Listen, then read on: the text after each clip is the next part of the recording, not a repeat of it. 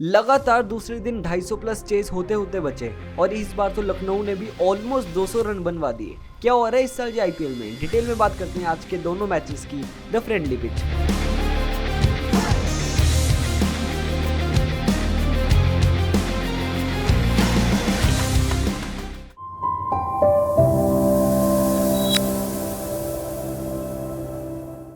Hello everyone, my name is Aryan Bhalla. या detail में बात करेंगे आज के दोनों मैचेस की। दो बहुत बड़े मैचेस थे आज। दोपहर को था Delhi Capitals versus Mumbai Indians. तो पहले इसी की बात करते हैं। तो दिल्ली के छोटे से ग्राउंड पे मैच था और बहुत ज़्यादा एक्सपेक्टेशन थी कि बहुत ज़्यादा रन बनेंगे जैसे इस साल बनते आ रहे हैं, और बिल्कुल वैसा ही हुआ। मुंबई इंडियंस ने टॉस जीता और कहा कि हम पहले बॉलिंग करेंगे, जो थोड़ा सा सरप्राइजिंग डिसीजन मुझे लगा, क्योंकि जैसा इस साल चल रहा है आप पहले यार बैटिंग करो और बनाओ 260-70। यहाँ पर चेज होने का मतलब नहीं है, क्योंकि ज़्यादा चांसेस है कि आप पहले बैटिंग करते हुए 270 बना दोगे एज कम्पेयर टू कि आप 250 चेज कर पाओगे। मतलब ठीक है, चेज भी होते हैं इतने रन। कल हमने देख लिया पंजाब ने 261 भी चेज कर लिए, लेकिन उसकी प्रोबेबिलिटी थोड़ी सी कम है। उससे ज़्यादा चांसेस है कि आप 260 रन बना दो और जीत जाओगे। और 260 पहले बैटिंग करते हुए बनाना कुछ भी मुश्किल नहीं है, स्पेशली जैसे आजकल हो रहा है। तो दिल्ली ने भी वैसे किया, उनकी बैटिंग की स्टार्ट कमाल की हुई। जेक फ्रेसर ने 27 बॉल में 84 रन बनाए, और अगर वो 3-4 बॉल और खेल जाते तो one of the fastest 100 of this format, क्या मतलब आज तक प्लैनेट में फास्टेस्ट 130 बॉल्स में क्रिस गेल की, उसके रिकॉर्ड के करीब तो बराबरी तो कर ही लेते अगर 3-4 बॉल और खेल जाते बस। तो पर नहीं, पर उन्होंने क्या कमाल की पारी खेली भाई। 22 साल का है ये लड़का और कैसे कैसे छक्के मारा है। आई गेस उसने 6-7 छक्के मारे। तो मुझे तो समझ नहीं आ रहा हो क्या रहा है यार, वीडियो गेम चल रही है कि असली क्रिकेट चल रहा है। और जब पावर प्ले में ही कोई बैट्समैन आपका ऐसा स्टार्ट देते हैं ना, हमने एसआरएच के लिए देखा ट्रेविस हेड करते हैं, केकेआर के लिए देखा फिलिप सॉल्ट और सुनील नारायण करते हैं, दिल्ली के लिए जेक फ्रेसर कर रहे हैं। जब पावर प्ले में आप इतने रन बना दो, 100 रन बना दो 6-7 ओवर में, तो उसके बाद 250 प्लस तो बनेंगे ही बनेंगे ना, क्योंकि उसके बाद तो बाकी के बैट्समैन को भी लाइसेंस मिल जाता है कि आए और बैट घुमाएं। और वही हमने इस मैच में भी देखा। अभिषेक पुरल ने ठीक था डिसेंट स्टार्ट दी, और ऋषभ पंत और ज़्यादा बेटर कर सकते थे। उन्होंने थोड़ा 19 बॉल में 30 रन बनाए, जो कि बुरा नहीं होता, लेकिन जिस टाइम पे वो आए थे उनसे बेटर उम्मीद थी। शाई होप ने भी 17 बॉल में आई गेस 40 रन की एक पारी खेली। और मतलब लाइसेंस ही है ना जब हर बैट्समैन के पास कि आओ और बैट घुमाओ, तो कोई मतलब बना ही लेगा हर कोई आके रन। और एंड में तो इनके पास ट्रिस्टन सब्स है ही, तो उन्होंने भी एंड में एक बहुत ही अच्छी कमाल की पारी खेली, और बीच में 1-2 ओवर ना थोड़े शांत चले गए। तो 270 नहीं बन पाए, वहाँ 265-270 बनते थे, तो ये 257 पे रुक गए आई गेस। हाँ, 257 ही बने थे इनसे, तो ये और बेटर कर सकते थे। अब मैं कह रहा हूँ इन्होंने 257 बना दिए, फिर भी मैं कह रहा हूँ कि और बेटर कर सकते थे, क्योंकि 270 अब थोड़ा सा सेफ टोटल है। 250 तो मेरे ख्याल से बिल्कुल भी सेफ नहीं रहा। 250 तो बल्कि दूसरी टीम खुश होगी कि हमने तो 250 पे रोक लिया, हम ये मैच जीत सकते हैं। और यही था, जैसे ही दिल्ली की बैटिंग खत्म हुई तब भी ऐसी उम्मीद थी कि हो सकता है यार मुंबई चेस कर लेगी, कोई बड़ी बात नहीं है। तो ड्यू यहाँ पर आ सकती है, दोपहर का मैच था, ड्यू आएगी शाम को 6-7 बजे, छोटा ग्राउंड है, तो कोई बड़ी बात नहीं हो गई चेस कर लेगी। हमने कल यार ईडन गार्डन्स में 261 चेस होते हुए देख लिए। मतलब अगर 261 चेज हो रहे हैं ईडन गार्डन्स में, तो दिल्ली में 257 चेज होना, तो वो भी मुंबई इंडियंस कर रही है, तो कोई बड़ी बात नहीं है। और मुंबई इंडियंस की बैटिंग की स्टार्ट बिल्कुल भी अच्छी नहीं होती। पावर प्ले में वो 3 विकेट खो देते हैं। सूर्य कुमार यादव, रोहित शर्मा और ईशान किशन तीनों पावर प्ले में ही आउट हो जाते हैं, लेकिन फिर भी वो एंड में मैच 10 रन से ही हारती है।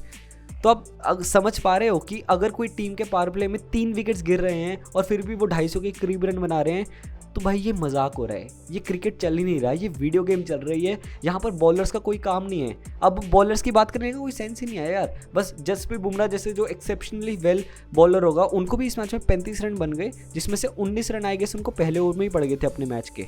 तो फिर भी आप जसप्रीत बुमराह की क्लास देखो, उन्होंने 35 रन ही का है, आखिरी 3 ओवर में 16 रन ही दिए, लेकिन वो जसप्रीत बुमराह है। बाकी बॉलर्स क्या करें भाई, बाकी बॉलर्स हर कोई नहीं होता भाई जसप्रीत बुमराह जैसा, या सुनील नारायण जैसा, जो कि हमने कल देखा। बाकी बॉलर्स तो बस आते हैं, बॉलिंग मशीन की तरह बॉलिंग करते हैं और छक्के खाते हैं। बस यही बात होती है कि ओवर में कौन कम छक्के खाएगा, ये कंपटीशन है बॉलर्स में आपस में, और कुछ नहीं है। विकेट लेने को कोई नहीं देखता, क्योंकि देखे भी कैसे, जब वहाँ पर 8-9 नंबर तक बैटिंग है, बैट्समैन आकर हर बॉल पे बैट घुमा रहा है, तो बॉलर के पास कुछ ऑप्शन नहीं है। या बस वो यॉर्कर डाले, स्पिनर है तो वो तेज डाले, बस बचने को देखे। अगर विकेट लेने को जाएगा तो और रन ही बनेंगे, और अगर विकेट मिल भी जाती है तो आप ऑल आउट तो नहीं कर पाओगे ना टीम को, क्योंकि 8-9 तो बैट्समैन है हर टीम में अब। तो विकेट लेने का भी अब कुछ सेंस नहीं रह गया है। अब तो बस 20 ओवर बच के निकाल लो, 240-50 तक रोक लो और वो चेस कर लो। और ये मैच में भी हमने वही देखा, स्टार्टिंग में आउट ज़रूर हो जाते हैं मुंबई इंडियंस के 3, उसके बाद हार्दिक पांड्या एक अच्छी पारी खेलते हैं।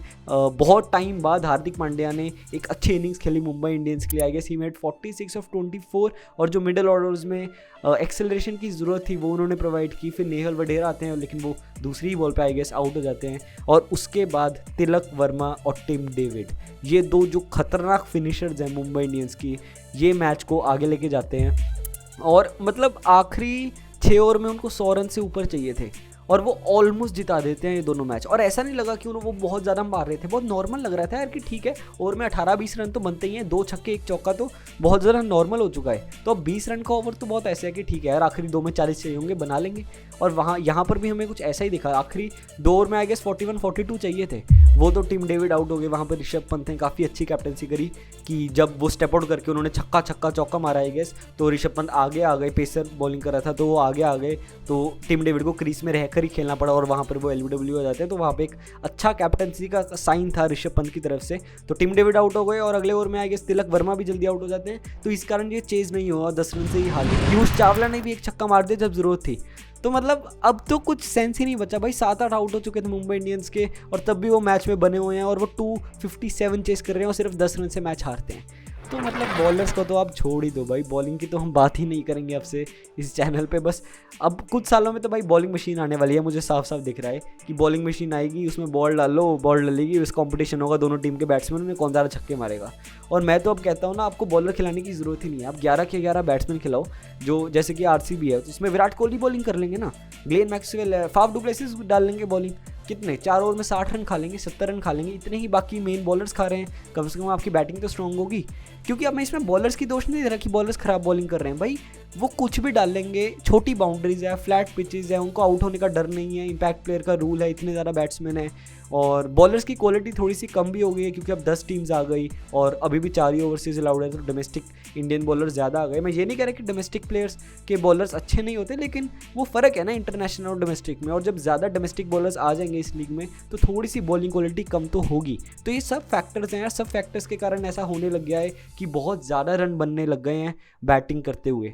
तो मुंबई इंडियंस ये मैच हार जाती है, 10-12 रनों से हारती है, क्या ही फ़र्क पड़ता है। नेट रन रेट तो अब किसी टीम का बहुत ज़्यादा ऊपर नीचे होगा ही नहीं, क्योंकि चाहे 250 बनाए 270 बनाए, दूसरी टीम तो भी उतनी बना ही रही है। और अब थोड़े टाइम में ना ये नॉर्मलाइज होने लग जाएगा, 250+ चेजेस भी। कल पहली बार हुआ, आज तक की T20 हिस्ट्री की हाईएस्ट चेज देखने को मिली हमने, पंजाब किंग्स ने करी 261, लेकिन ये बहुत जल्दी ये रिकॉर्ड भी टूटेगा, हो सकता है इसी सीजन में अगले 3-4 मैच में ही टूट जाए।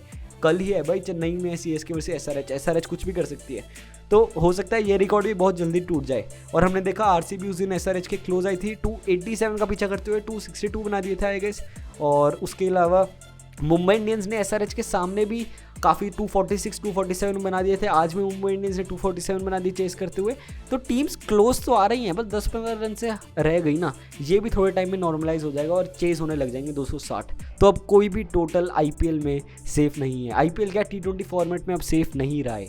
और ये कहाँ जा रहा है ये फॉर्मेट, ये बहुत ही सोचने वाली बात है। अब तो मेरे ख्याल से जो कैजुअल व्यूअर्स है उसको भी बहुत ज़्यादा मज़ा नहीं आ रहा होगा यार देख के, मतलब यार इतने ज़्यादा रन जब एक ही चीज़ बार बार हो रही है तो मतलब ही ख़त्म हो जाता है ना। वो बॉलर्स की गेम कहाँ गई है ना, वो तो बिल्कुल ही बॉलर्स तो आउट ऑफ इक्वेशन हो गए, बस ये बैट्समैन गेम बन के रह गया है।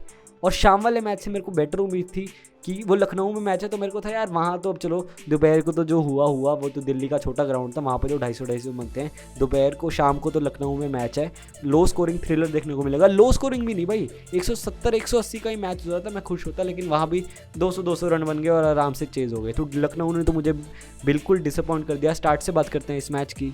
राजस्थान रॉयल्स टॉस जीती और कहती है कि हम चेस करेंगे, क्योंकि वैसे भी वो बहुत अच्छा चेस करती है, और जब ऐसा ग्राउंड हो जहाँ पे थोड़े से कम रन बनने के चांसेस हो, वहाँ पे तो चेस करना काफ़ी ज़्यादा जायज़ है। जो दिल्ली जैसे ग्राउंड है वहाँ पे मैं कहूँगा कि पहले बैटिंग करके आप बड़ा सा टोटल बना दो। लखनऊ तो थोड़ा सा लो स्कोरिंग ग्राउंड है ना, लो स्कोरिंग तो क्या है, यहाँ भी 200 बन गए, बट स्टिल भी कंपैरेटिवली लो स्कोरिंग है, तो यहाँ पर 190-180 बनते हैं, तो यहाँ पर तो मैं एज अ टीम मैं चेस करना पसंद करूँगा, और वही राजस्थान रॉयल्स ने किया। और लखनऊ की स्टार्ट बिल्कुल भी अच्छी नहीं होती, स्टार्टिंग में ही और डीकॉक आउट हो जाते हैं और स्टॉइनिस भी आते ही आउट हो जाते हैं पावर प्ले में ही। और स्टॉइनिस तो उनके पिछले मैच के स्टार थे, उन्होंने 100 बना के चेन्नई के अगेंस्ट चेन्नई में उनको मैच जिताया था। तो स्टॉइनिस तो वहाँ पर 2 जल्दी विकेट खोए लखनऊ ने, लेकिन एक एंड से केएल राहुल अच्छी बैटिंग करते हैं। क्या क्लासी बैट्समैन है, जिस दिन ये फॉर्म में होता है मज़ा आता है देख के।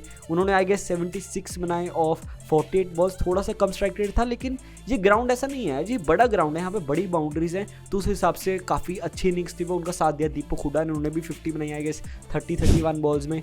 और ये दोनों काफ़ी आगे तक ले जाते हैं, एक पारी बिल्ड करते हैं। केएल राहुल ने तो बहुत ही अच्छे शॉट्स खेले यार, कुछ छक्के तो बहुत ही सुंदर बनाए मारे उन्होंने। और एंड में आयुष बडोनिया, कृणाल पांड्या एक छोटी अपनी कैमियो खेलते हैं थोड़े बहुत 10-12 बॉल में 20-20 रन बनाकर, और उसी के बदौलत लखनऊ सुपर जायंट्स पहुंच जाता है 196 रन पे, जो कि यार डिसेंट स्कोर था उस टाइम पे, क्योंकि बड़ा ग्राउंड है, बहुत आसानी से रन नहीं बनते। तो मुझे तो लग रहा था कि एक अच्छा कॉन्टेस्ट देखने को मिलेगा बैट और बॉल के बीच। जॉस बटलर और जायसवाल दोनों पावर प्ले में आउट हो जाते हैं, चाहे 6 ओवर में आई गेस उनके 60 रन थे और 2 विकेट गिर चुके थे, बट फिर भी 2 जल्दी विकेट्स गिर जाते हैं और उसके बाद रियान पराग भी आते ही आउट हो जाते हैं। तो तब 3 विकेट्स गिर जाते हैं राजस्थान के, और तब लग रहा था कि लखनऊ थोड़ा सा आगे आ चुका है मैच में। लेकिन फिर बैटिंग करने आते हैं ध्रुव जरेल, और वो पार्टनरशिप करते हैं संजू सैमसन के साथ, और ये दोनों इतने स्मूथली रन्स बनाते हैं और कोई मौका ही नहीं देते, और एंड तक खड़े रहते हैं, और मैच 19 ओवर में आसानी से राजस्थान को जिता देते हैं बिना कोई दिक्कत के। कुछ लगता ही वापस आने ही नहीं देते लखनऊ को मैच में। संजू सैमसन ने क्या कमाल की बैटिंग करी, I guess he made 70 off 33 balls ये बड़े ग्राउंड पे। और संजू सैमसन अपना केस वर्ल्ड कप के लिए और ज़्यादा स्ट्रॉन्ग करते जा रहे हैं जैसे वो बैटिंग कर रहे हैं। इंडिया को एक विकेट कीपर की ज़रूरत है, पंत भी अच्छी फॉर्म में आ चुके हैं तो उनको कंपटीशन में मिल चुका है, और संजू सैमसन तो ऑलरेडी ये पूरे सीजन अब तक अच्छा करते आए हैं। तो देखते हैं अब क्या संजू सैमसन टीम में जाएंगे या नहीं जाएंगे, क्या ऋषभ पंत जाएंगे, तो ये देखने वाली बात होगी। और ध्रुव जुरेल ने भी 50 बनाई और काफ़ी अच्छी बैटिंग करी, जैसी टीम को जरूरत थी वैसी करी। और राजस्थान रॉयल्स आराम से ये मैच 19 ओवर में रन चेस कर लेती है। 196 रन तो यार वैसे भी इस सीज़न के स्टैंडर्ड के अकॉर्डिंग बहुत ज़्यादा कम थे यार, यहाँ तो 250 चेज हो रहा है, 196 तो बहुत ही आसानी से चेज होने ही थे। और 19 ओवर में देखा, अब तो लखनऊ में भी 196 आसानी से 200 रन चेज हो रहे हैं। तो अब तो मेरा इस सीज़न से एक्सपेक्टेशन बिल्कुल ही खत्म हो गया है। बाकी ग्राउंड्स में तो वैसी भी नहीं थी, ये 2-4 तो ग्राउंड थे भाई, वो चंडीगढ़ का ग्राउंड है, ये लखनऊ वाला ग्राउंड था, ये 2-4 तो ग्राउंड थे जहाँ से मेरे को था कि यहाँ पे हमें 160-170 वाले मैचेस देखने को मिलेंगे, लेकिन अब यहाँ भी 196 बन रहे हैं। तो मैं बहुत दिल से चाहता हूँ यार कि अगले साल कुछ तो चेंज हो, या तो इम्पैक्ट प्लेयर का रूल वापस ले लो, या पिचेस मुश्किल कर दो, या बाउंड्रीज बढ़ा दो, यार कुछ तो करो। बट इतने हाई स्कोरिंग मैचेस इतने ज़्यादा रेगुलरली होने में देखने में बिल्कुल भी मज़ा नहीं आता। आई रियली होप बीसीसीआई का कोई तो बंदा हो जो ये बात सोच रहा हो और वो कुछ एक्शन करे कि अगले साल हमें ऐसा क्रिकेट देखने को ना मिले, क्योंकि ये क्रिकेट है ही नहीं भाई, ये बैट्समैन का गेम बन गया है सारा। क्रिकेट तो कॉन्टेस्ट होता है बैट और बॉल के बीच। मैं कितनी बार ये बात बोल चुका हूँ, ये बैट वर्सेस बैट चल रहा है, बॉलर्स का कोई भी रोल नहीं बचा अब। तो आई रियली होप कि अगले साल कुछ ना कुछ तो चेंज होगा। मैं आपको एक बहुत इंटरेस्टिंग फैक्ट बताता हूँ, लास्ट 10 इनिंग्स में आईपीएल की 9 200 प्लस स्कोर बने हैं, जिसमें से 4 240 प्लस स्कोर्स हैं। मतलब जो इतना रेयर इवेंट हुआ करता था 240 250 बनना, वो इतना ज़्यादा रेगुलरली हो रहा है इस सीज़न। और जो आरसीबी का हाईएस्ट स्कोर था 263, जो इतने सालों तक आईपीएल हिस्ट्री का हाईएस्ट स्कोर था, वो 5th नंबर पे आ चुका है। हो सकता है इस सीज़न के एंड तक वो 7वें 8वें 9वें 10वें नंबर तक चला जाए। और अगर आप देखोगे 250 प्लस तो कितनी ही बार बन चुका है, ऑलमोस्ट आई गेस 8 बार बन चुका है, और 240 प्लस तो 10 बार ही बन चुका है आई गेस। तो आप समझ रहे हो कि मतलब 240 प्लस यार बहुत ही बड़ा इवेंट होता था कि एक टीम ने 240 बना दिए कि कुछ एक्सेप्शनल ही हो गया आज तो। लेकिन अब इतना ज़्यादा नॉर्मलाइज हो गया है, एक बंदा आता है 30 बॉल में 80-90 रन मार जाता है और बन जाते हैं 250। भाई 30 बॉल में 80-90 रन क्रिस गेल ने मारे थे, 30 बॉल में 100, हम उस बात को ऐसे याद रखते हैं। अब तो वो रिकॉर्ड भी टूट जाएगा कुछ दिनों में, रैना की 25 बॉल 87 कुछ दिनों में टूट जाएगा। ऑलमोस्ट आज तोड़ ही दिया जेक फ्रेजर ने, है ना, बनाई दिया उन्होंने 27 बॉल में 84, ऑलमोस्ट तोड़ दिया। कल ट्रेविस हेड खेलेंगे वो तोड़ देंगे। तो भाई मतलब बॉलर्स का भी तो कुछ गेम है ना। अब इसके बारे में मैंने बहुत बात कर ली और नहीं करते, अब चलते हैं पॉइंट्स टेबल पे। राजस्थान तो कंप्लीटली डोमिनेट कर रही है, 9 में से 8 मैच जीत चुकी है, और उनका टॉप 4 तो छोड़ो, मेरे को टॉप 2 पक्का नज़र आ रहा है। और वो one of the strongest contenders लग रहे हैं इस साल ये ट्रॉफी जीतने के, क्योंकि उनकी सब चीज़ें बढ़िया बैलेंस चल रही है। बैटिंग अच्छी है, बॉलिंग भी ठीक है, बॉलिंग का तो इतना मतलब ही नहीं इस सीज़न, बैटिंग उनकी बहुत ज़्यादा स्ट्रॉन्ग चल रही है। और भाई 9 में से 8 मैच जीत चुकी है, मतलब कंप्लीटली डोमिनेट कर रही है वो ये साल। और लखनऊ की बात करें, लखनऊ थोड़ा सा मिडिल ग्राउंड पे है, 9 में से 5 मैच जीतती है, बीच में हारती है जीतती है, ये सब चल रहा है। तो उनका भी देखना पड़ेगा वो क्वालिफाई कर पाएगी कि नहीं, थोड़ी सी ऊपर नीचे उनकी फॉर्म चल रही है। दिल्ली कैपिटल्स ने एक छोटा सा कमबैक कर लिया, अपने पिछले 5 में से 4 मैच जीते हैं वो, और अब वो 10 में से 5 मैच जीत चुके हैं। तो उन्होंने अपने आप को एक चांस तो दिया है, अगले 4 में से अगर 3 मैच जीत जाते हैं तो उनका एक चांस तो बन जाएगा टॉप 4 में जाने का। तो दिल्ली कैपिटल्स अगर यही मोमेंटम को कंटिन्यू रखेगी तो उनका भी काफ़ी अच्छा एक क्वालिफिकेशन का सिनेरियो बन जाएगा। और वहीं मुंबई इंडियंस आज का मैच हार गई तो उसके बाद अब वो 9 में से 3 ही मैच जीतती है, तो 5 में से 5 जीतने पड़ेंगे। और जैसी उनकी फॉर्म चल रही है, मुझे तो नहीं लग रहा उनके लिए तो ये साल ऑलमोस्ट मेरे ख्याल से ख़त्म ही है। और आज भी या कल भी यार संडे को 2 बहुत बड़े मैचेस है। दोपहर को आई गेस जीटी और आरसीबी का है, और रात को एसआरएच और सीएसके का है चेन्नई में। तो रात वाले मैच में बहुत मजा आएगा कि पैट कमिंस क्या धोनी को चेन्नई में हरा पाएंगे। उन्होंने हैदराबाद में तो हरा दिया था। और ये 2 बहुत बड़े मैचेस है, अगर आप पॉइंट्स टेबल के हिसाब से देखोगे बहुत कुछ ऊपर नीचे होगा संडे के बाद। तो काफ़ी ज़्यादा मज़ा आएगा ये दोनों मैचेस भी देख के, और पक्का ही दोनों बहुत ज़्यादा हाई स्कोरिंग मैचेस ये होने वाले हैं। तो इस वीडियो में इतना ही। अगर कोई फीडबैक हो तो ज़रूर देना। Thanks for watching.